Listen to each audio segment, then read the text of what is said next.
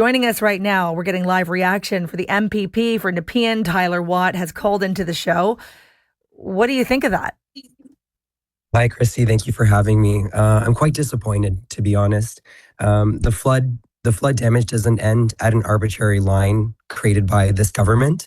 It doesn't make any sense to me that a select few are able to apply. And listen, I'm not telling the government to hand out checks to people. I just want everyone who's been impacted by this flooding to have the opportunity to apply for help. What do you think of the neighborhoods that have been selected? And I mean, what neighborhoods do you think that are sort of getting passed over here? Well, you listed them off, right? And a big concern of mine is Bell's Corners. That's in my writing. There are hundreds and hundreds of families and people who have reached out, who have been impacted by it. I'm looking at the map that we just know of people who have been impacted, and the area that the government has selected is a sliver.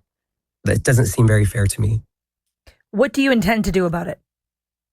Well, I've written another open letter today, the one that I wrote with my colleagues and city councillors after Canada Day, I believe, initiated this conversation with the government to start the DRAO program.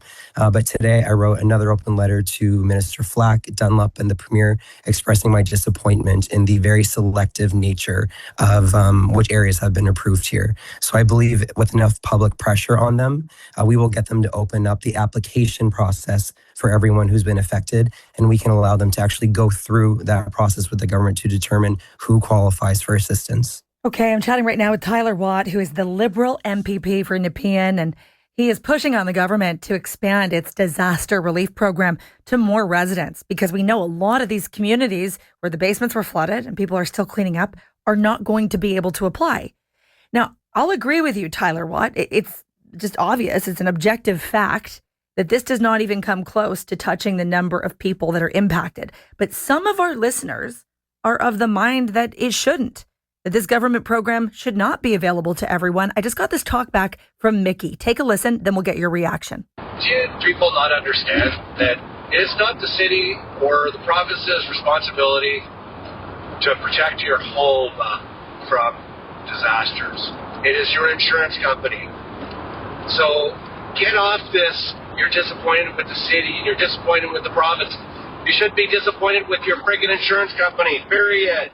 I'll get your reaction to that, Tyler Watt.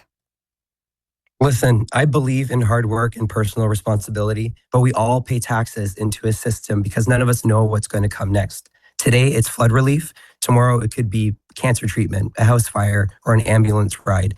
And when your neighbor loses everything in a natural disaster, you help them. That is not weakness. That is the point of living in a society. That's being Canadian.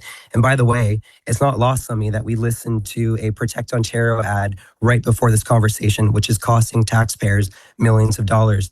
That man has a great point in we need to deal with insurance companies. But the phone has been off the hook today at my constituency office. People are being denied left and right by their insurance companies. There are flood premiums that people have to pay into.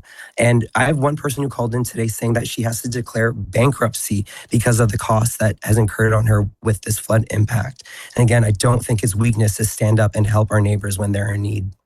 I agree with you that, of course, it's a homeowner's responsibility to protect their property, to make sure that they're doing everything right to prevent a flood and then to clean it up when one does occur.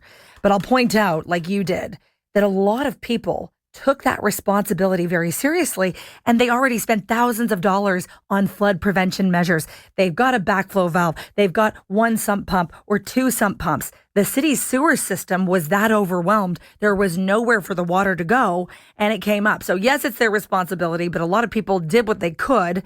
And I'll also point out that it's called the Disaster Recovery Assistance Program. It's for disasters, as the name would suggest. Exactly. And I'd like to point out too, with the DRAO program, you have to go through your insurance company first. So this program is there to help for those where that situation is not actually assisting them. People are doing everything they can right now. People are still without power in some places, without hot water. Their basements are still covered in sewage and flood. And it's up to us to help people get through this. Thank you so much for the time today. My pleasure. Thank you, Christy. Tyler Watt, who is the Liberal MPP for Nepean, pushing on the government, saying that they need to expand this program.